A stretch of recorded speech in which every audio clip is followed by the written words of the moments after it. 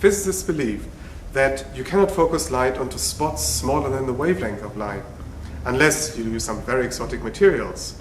However, I found out that that's not true, and you can focus light on spots that could be as small as a molecule with just ordinary materials. Why is that interesting?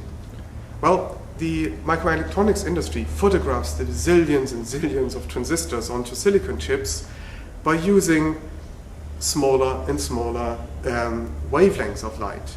And there will be a limit someday. To overcome that limit, it would be good to have imaging devices that don't suffer from this problem, where the spot size does not depend on the wavelength anymore. How is that possible?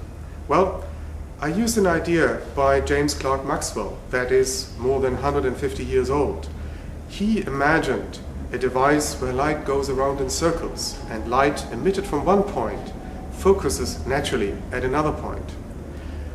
Nobody built his device yet, and I found out a way of doing this. Moreover, presumably also nobody took it seriously, and I did theoretical calculations that showed that the wavelength does not pose the resolution limit in his device. And so you can focus light smaller than the wavelength of light with just ordinary materials, at least in principle.